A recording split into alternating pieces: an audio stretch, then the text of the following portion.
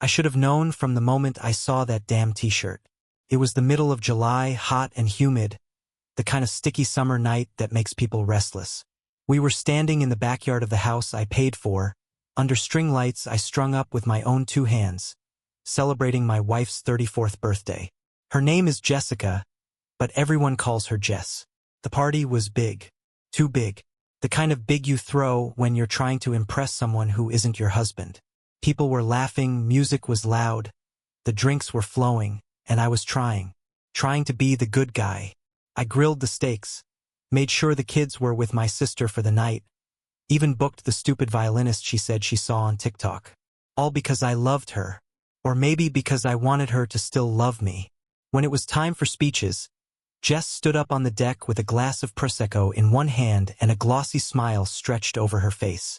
Her friends gathered around her like she was royalty. Me? I was off to the side, wiping my hands on a towel, proud of what I'd pulled off for her. She cleared her throat. I just want to thank everyone for coming, she began, tossing her fake blonde curls like she was on some reality show. And especially, Ethan. Heads turned. Laughter. My chest tightened. Ethan. The guy from her office. Tall, gelled up, always finding a way to sneak into our conversations when I picked her up from work. I thought nothing of it. Until now. He's just always there for me, she said, with a smile that didn't reach her eyes. Through all the hard times. Honestly, Ethan, I don't know what I would have done without you this past year. There were claps. Cheers. Then she turned to me. And as for you, Brian, my name hit the air like a bad punchline. I got you something special too. I smiled, expecting maybe a hug, a kiss, something real. Instead, she pulled out a wrapped box from behind a cooler and handed it to me like it was some gag gift at a frat party. I opened it. It was a t-shirt, black, brand new. Across the front, in bold white letters, divorced. The crowd erupted in laughter. Hers the loudest. I stood there, holding the shirt in my hands like it was a bomb that had just gone off. Time slowed down. I looked at her, and she looked right through me. Was this a joke? Was she drunk? I figured you'd need this soon, she added, winking. I didn't say a word, not even when her friend Madison snorted and said, well, at least she gave you something. I turned around, walked into the house, grabbed the gift I spent a week planning, a necklace with her dead mom's birthstone, set in rose gold, and walked straight out of there. No yelling, no scenes, just silence. I took the necklace, shoved it back in the box, and left. Got in the truck and drove. Didn't even know where, just away. 5 minutes later, my phone blew up. 157 missed calls. First from her, then from Madison, then Ethan. That's when it hit me. It wasn't just a joke. It was her truth. Her sick, twisted way of announcing to everyone, including me, that I was done, replaced, humiliated, and I was the last one to know. I parked under a bridge by the lake, stared at the reflection of the water, phone buzzing nonstop. My fingers were numb. My heart, somewhere between rage and heartbreak. You know that feeling when you fall down and can't breathe for a few seconds? That was my soul, and I kept hearing her voice in my head. He's always there for me. Not you. Not Brian. Him. Ethan. I gripped the wheel so hard my knuckles popped. And suddenly I wasn't sad. I was awake. I wasn't going to be some punchline in her Instagram life. No. If she wanted war, she just opened the gates. And I had a front row seat. I didn't sleep that night. Not a second. I sat in the truck with the engine off, staring into nothing, trying to piece together a puzzle I didn't even know existed. The t-shirt, the speech, the thank you to Ethan. 157 missed calls. Most of them from Jessica. At around 3 a.m., I finally checked my voicemails. First few were fake worried. Where did you go? It was just a joke. Then came the guilt trips. You ruined the party walking out like that. After that, she turned nasty. You're so ***king dramatic, Brian. It was just a shirt.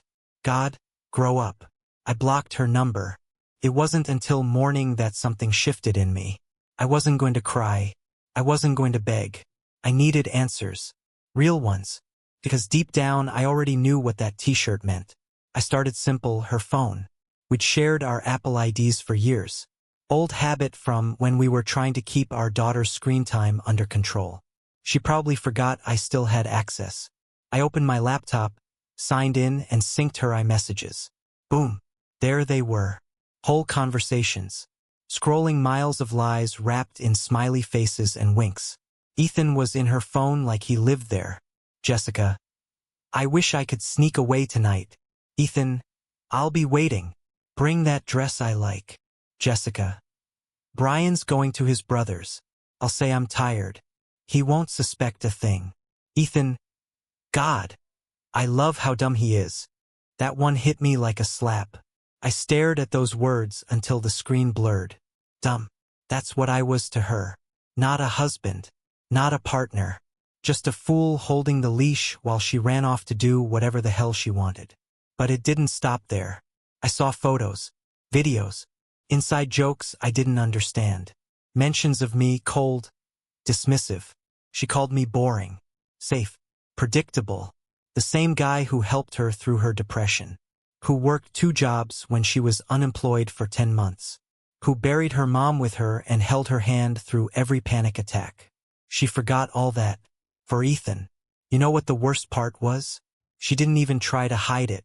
I remembered things then. Little changes. How she started locking her phone.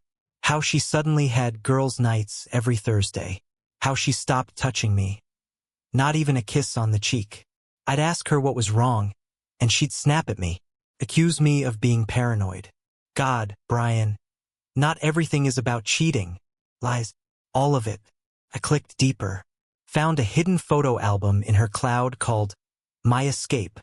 It was full of her and Ethan. Beach trips I never knew happened. Selfies in hotel rooms. Her wearing lingerie I never saw. Once, she was even wearing my shirt. The old flannel I thought she lost. Wrapped around her waist while sitting in his lap. My stomach twisted. That shirt used to smell like us. Now it smelled like betrayal. I closed the laptop. My hands were shaking, but my mind was clear. This wasn't just some mistake. This was a full-on double life. A calculated, cold-blooded betrayal with a guy who had the audacity to eat at my table and smile in my face like we were friends. I wasn't going to stay silent anymore. I printed out every message, every picture, every lie, packed them into a folder, drove back home around noon, still unshowered, still wearing the same shirt from the party. The house was quiet. Jessica was in the kitchen, pretending to scroll on her phone like nothing happened. She looked up, and for the first time in a long time she looked surprised. "Where the hell did you go?" she asked, voice sharp. I didn't answer.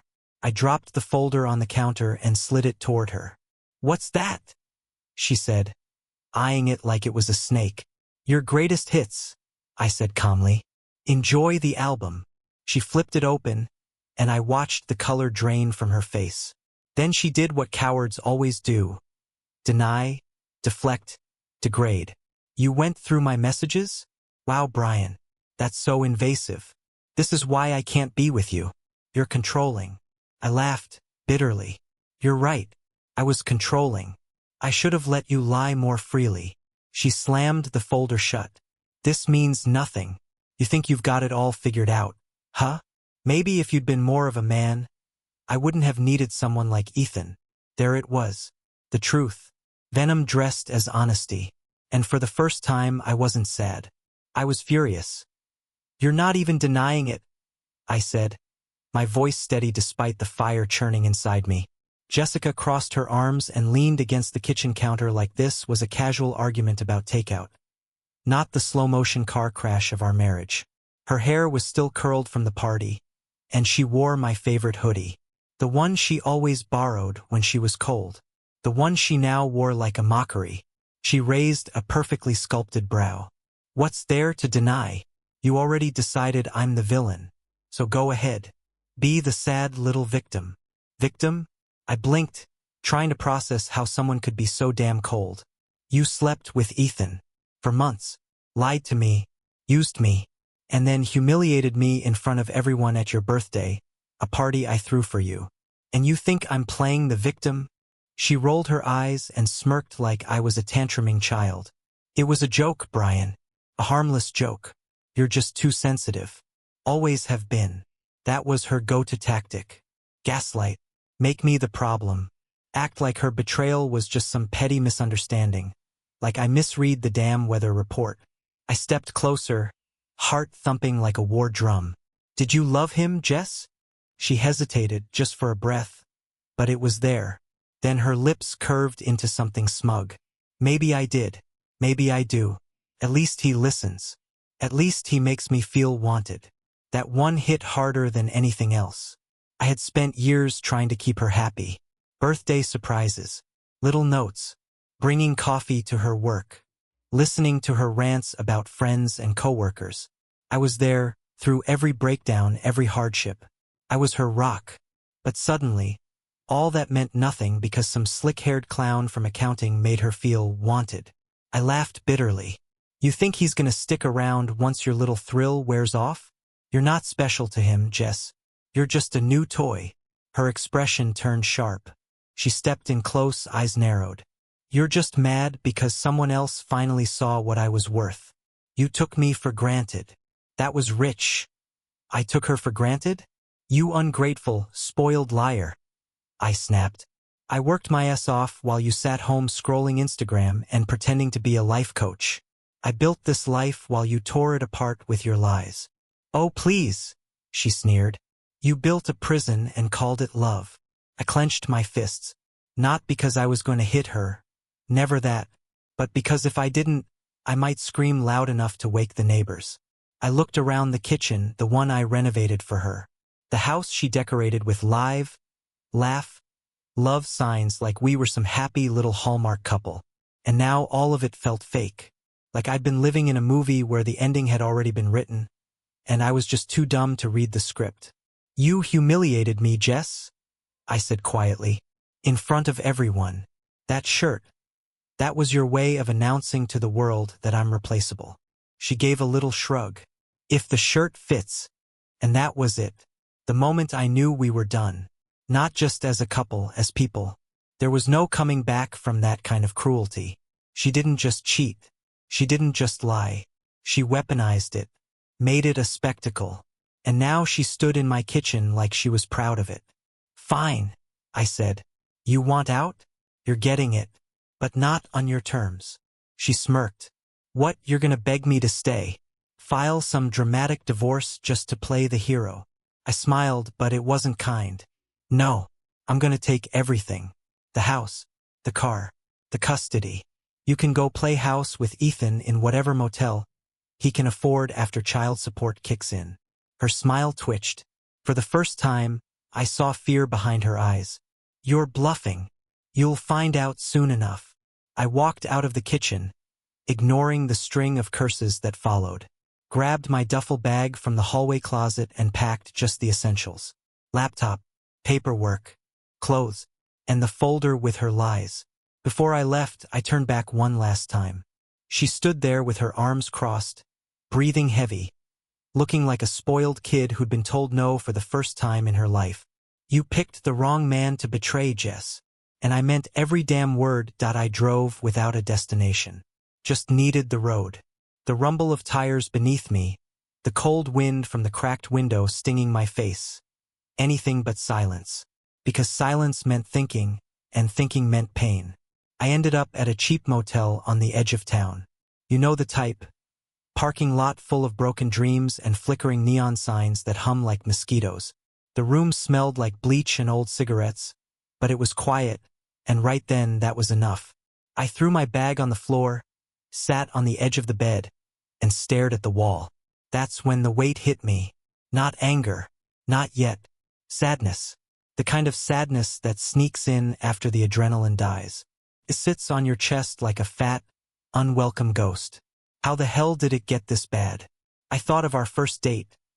Me nervously spilling beer on her dress. Her laughing like I told the funniest joke in the world. I remembered our wedding. Her eyes tearing up when we said our vows. I remembered holding her hand when her mother passed. I remembered how her head used to fit perfectly on my chest. Where did that Jess go? Or was that version just a mask? I'd loved her. Fully. Completely. The way a man is supposed to love his wife, even when it wasn't easy. Even when she pulled away. Even when the spark flickered. I thought all marriages went through ups and downs. I thought love meant fighting through it. But I was the only one in the fight. And the worst part wasn't even the cheating. It was how she looked at me in that kitchen. Like I was beneath her. Like I was a failure. I wasn't perfect. God knows that. I got tired. I missed signs. Maybe I took things for granted when work got hard and life got busy. But I never once stopped trying. And she threw that all away like it was trash. For Ethan. A guy who probably doesn't know what real love even is. I stared at the folder on the table, the one full of printed messages and screenshots. I had all the proof. The cold, ugly truth in black and white. But it didn't make me feel better. Just made it real. I wanted to call someone. My brother, maybe. Or my buddy James. But what was I supposed to say? Hey, man. My wife blew up our life and gave me a divorce shirt at her party. I lay back on the bed and covered my face with my arm. Tears came then. Hot. Uncontrollable. Not loud, just steady. I wasn't crying because I lost her. I was crying because I trusted her. And now I didn't know who I was without her. She had been my compass. Even when things were bad, I still moved around her. I still thought of her when I made decisions. Now that compass was shattered, spinning in every direction, and I was lost. And underneath the sadness, a different kind of fire began to build. Anger. Not the kind you scream about. The cold kind. The kind that sharpens you. The kind that rearranges your bones. I sat up, wiped my face, and looked in the mirror across the room. My eyes were red, jaw tight, hair a mess. But beneath the ruin, there was something waking up in me. Resolve. She didn't just betray me. She underestimated me. She thought I'd roll over, beg, cry at her feet. She thought I'd let her run off into the sunset with her slick-haired boyfriend and leave me to be the punchline of her new story. No, if she wanted war, she was about to see what war really looked like. And it wouldn't be loud. It would be smart, strategic, ruthless. I was going to rebuild. Better, stronger, smarter. And I was going to make damn sure she watched every second of it. I stood, grabbed my phone, and unblocked her number. Not to respond, but to document. I was going to track every lie, every threat, every misstep she made. Because now it was about more than heartbreak. It was about respect. Mine. And I was taking it back. I didn't speak to her for 3 days. 3 long, intentional days of silence. No texts, no calls, no reactions. Just a cold vacuum where my attention used to be. And if there's one thing people like Jessica can't stand, it's being ignored. The missed calls racked up again. This time slower, more desperate. First 20, then 36. A couple from Madison, her hyena of a best friend. 2 from Ethan, bold, considering. I didn't answer a single one. Instead, I spent those 3 days making moves behind the scenes. First, I called my lawyer, Richard. A calm, no-nonsense type who looked like he'd been divorced 3 times and had learned from everyone. When I explained what happened, he didn't even blink. Do you have proof? He asked. I've got a digital museum, I said. Good, he replied. Because this is war now. And we fight clean, but we fight hard. By the end of the hour, we drafted an initial motion. Divorce. Full custody request. Claim for infidelity. Asset protection. Then I called my bank. Froze joint accounts. Pulled out half into a new account she couldn't touch. I wasn't going to fund her affair any longer. Not with the money I earned while she was off finding herself in Ethan's arms. After that, I called in favors from friends, real ones. People who'd been quietly watching Jess spiral from the sidelines. Turns out, everyone saw what I didn't. The Instagram stories with cropped-out men's arms. The girls' trips that didn't have any other girls. The way she started talking to people like she was already single. You'd be amazed how many people are willing to spill truth once you stop trying to protect someone who doesn't deserve it. On the 4th morning, I went back to the house. Not to talk, just to see. She didn't expect me. I parked down the street, walked up quiet. It was strange seeing your own house from the outside like that. Felt like I was visiting the crime scene of my own life. Through the front window, I saw her pacing, phone to her ear. She was crying. Not movie tears, messy, blotchy, real. Part of me wanted to feel sorry. But mostly I didn't, because she wasn't crying for what she'd done. She was crying because I stopped playing my role. No more sad husband. No more comfort blanket. No more doormat. I left before she could see me. By the time I returned to the motel, she had sent a long message. Jessica, I know I messed up, but you walking away like that was cruel. We could have talked. You just ghosted me, Brian. After everything, that's low. You've always been so cold when it mattered. I stared at it. No apology. No admission. Just blame. Always blame. I didn't respond. Instead, I posted a photo. Simple. Me, holding a coffee on a balcony with a city skyline behind me. No caption. Just peace. She viewed it within minutes. Then came more messages. Jessica, who are you with? Is that girl from your office? You're unbelievable, Brian. Don't try to play the victim while you're out having fun. There it was. Her fear. Not that she'd lost me, but that I might not be waiting for her return. I sat back in the motel chair, a small, grim smile tugging at my lips. This silence was louder than any fight we'd ever had. Let her spiral. Let her try to explain to her friends why I wasn't coming home, why the accounts were locked, why the lawyer letters were piling up. Let her try to spin it her way. It wouldn't matter, because I wasn't reacting anymore. I was responding. Calculated. Sharp. Controlled. I was done making excuses for her behavior. Done wondering what I did wrong. Done thinking that maybe, just maybe, I could have fixed it if I tried harder. She broke it. Now she can live in the ruins. And me? I was rebuilding. Quietly. Intentionally. And this time, for myself, I didn't hear from Jessica for 2 days after the message meltdown. Just silence. The same kind I'd given her. I knew her well enough to understand what that meant. She was regrouping, rewriting her narrative, preparing a new attack. But I wasn't the same man anymore. Her silence didn't scare me. I'd started sleeping again. Not long stretches, but deep, clean sleep. The kind you get when your soul is done being stretched across someone else's chaos. I stopped checking my phone every few minutes. I read again. Ate slowly. I even went for a run. And halfway through, I realized I wasn't running from anything anymore. Then the letter came. My lawyer sent it over with a smirk in his email. You're going to want to sit down for this one. It was from Jessica's lawyer. A formal response to my divorce filing. It was laughable, if it hadn't been so insulting. She wanted alimony. Half the house. My truck. A share of my retirement savings. The best part? She was demanding primary custody.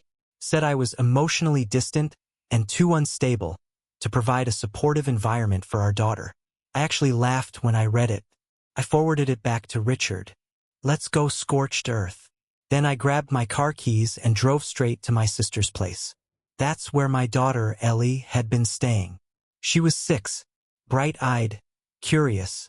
The only pure thing left in the ashes of my marriage. She ran into my arms like the world hadn't fallen apart. And for a second it felt like maybe it hadn't. Not entirely.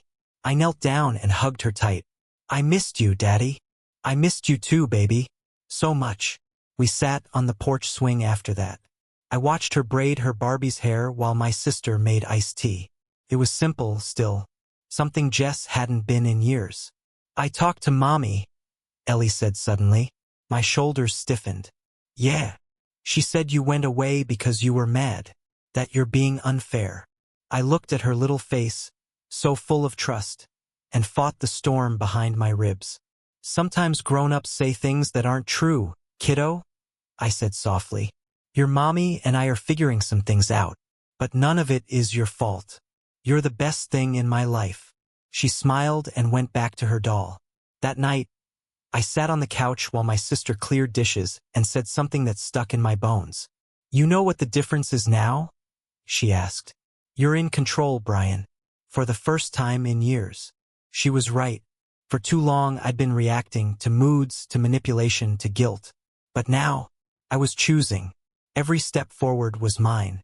And that terrified Jessica. The next day, the calls started again. She tried a softer tone this time. No rage, no name-calling. Just long texts filled with pseudo-honesty. Jessica, I made mistakes. I didn't handle things right. But we had something, didn't we?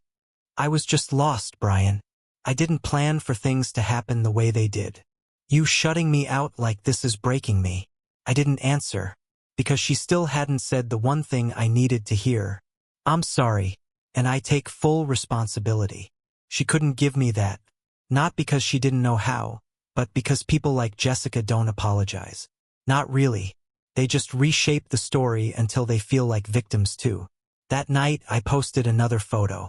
Just me and Ellie at the lake, fishing rods in the water, the sun behind us. No words, just peace. Jess saw it within 10 minutes. Then came the voicemail, the one where her voice cracked. You're trying to erase me, Brian, but I'm still her mother. And you don't get to make me the villain. I replayed it twice, and then I deleted it. Because the truth was, she made herself the villain. I didn't need to twist anything. All I had to do was keep telling the truth. And the truth was this. I was finally free. It started unraveling for her quicker than I expected. Jessica always thought she was the queen of image control. Her Instagram was full of perfect angles, filtered smiles, captioned cliches like, healing isn't linear, and just a girl finding her power. She posted pictures of her lattes and motivational quotes, pretending her life hadn't just detonated into flaming pieces of betrayal and legal paperwork. But the cracks started showing, and people noticed. Madison unfollowed her. Small detail but telling. That girl never left Jess's side. The two of them were a tag team of gossip, manipulation, and designer perfume. If Madison was jumping ship, it meant even she couldn't spin the situation anymore. Then came the mutual friends, dropping like flies. I didn't even have to say anything. People talk. Word got out about what really happened at the party. Some laughed, some were horrified, and some just quietly chose sides. Most picked mine. I guess there's only so many times someone can lie before people stop buying the performance. One afternoon, while Ellie was at school and I was waiting on paperwork from my lawyer, I got a call from an unknown number. Against my better judgment, I answered. It was Ethan. His voice was smaller than I remembered. Hesitant. Nervous. Brian, listen. I know I'm probably the last person you want to hear from, but I just want to talk. I didn't respond. I didn't know everything. I swear, he added quickly, like I was about to hang up. She told me you two were basically over, that you were just roommates, that she was filing for divorce long before anything happened. I kept my silence. Let him sweat. Look, he said, voice cracking. I think she's unstable, man. She's been showing up at my place, crying, screaming, saying I promised her something I didn't. I think she thought this was going to be some romantic movie ending. Still, I said nothing. You should know. I'm out. I cut it off.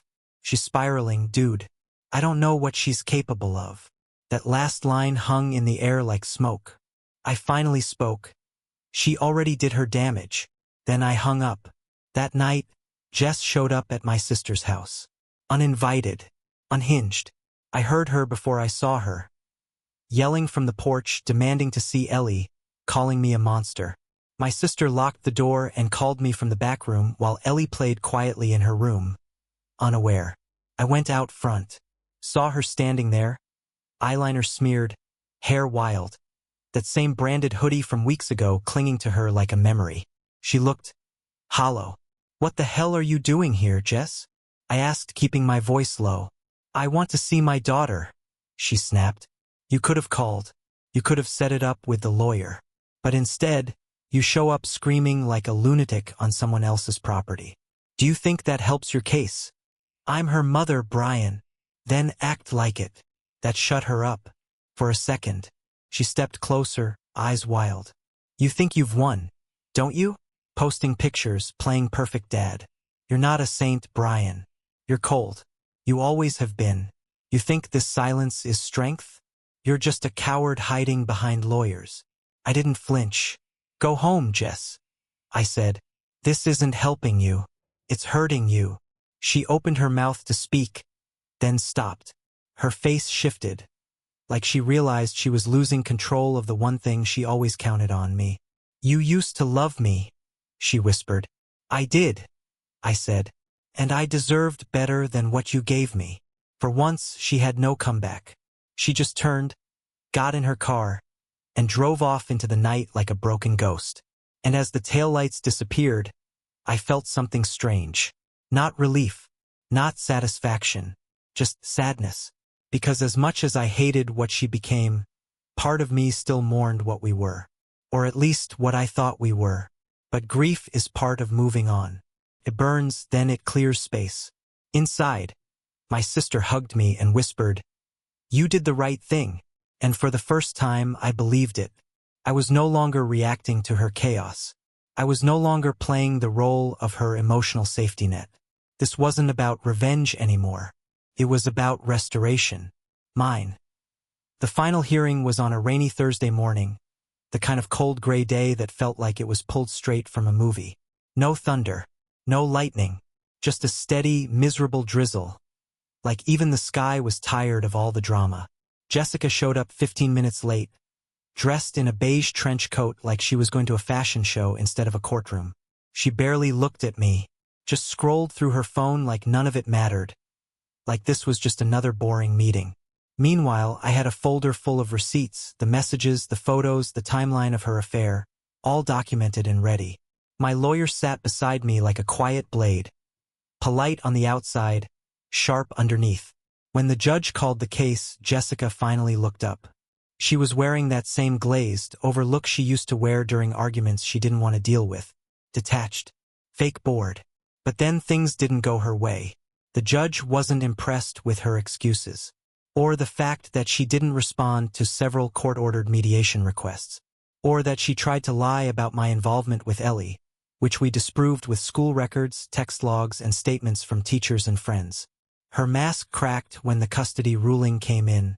I got full physical custody. She'd get weekends, supervised until further notice. I saw the fire flicker in her eyes. Not sadness, not regret, just rage that she lost control, that her carefully curated little empire had collapsed. And I was walking away with the one thing she could never fake online: our daughter's trust. As we stood in the hallway afterward, waiting for final papers to be signed, she turned to me one last time. "This isn't over, Brian," she said, voice low. But her threat didn't land. Because for me, it was already done. I didn't say a word, just looked at her, really looked, and realized how small she seemed now. Not because she was weak, but because I'd stopped seeing her through the lens of love. I wasn't looking at the woman I married anymore. I was looking at the stranger who burned it all down. 15 minutes later, I was walking down the courthouse steps, papers in hand, officially divorced. No party, no t-shirts, just quiet, peaceful, final.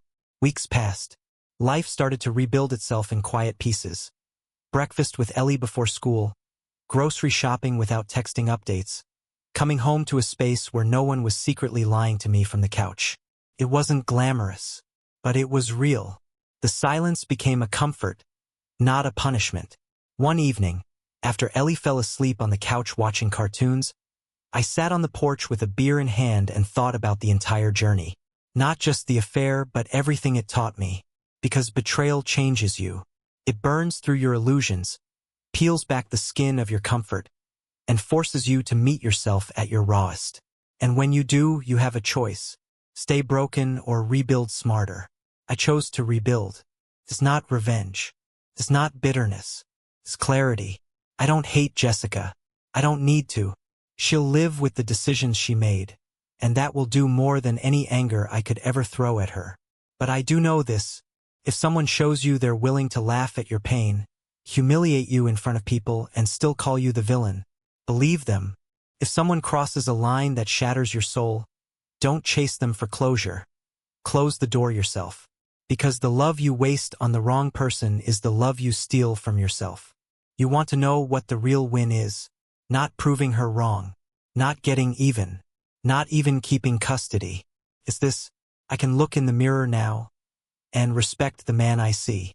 To anyone reading this, anyone standing in the fire, wondering if they'll ever stop hurting, hear me, you will. You'll hurt like hell, yes, but one day that pain will turn into power. And when it does, you'll be unstoppable. You don't need their apology. You don't need their closure. You just need your truth and the strength to stand in it. And trust me, that's enough.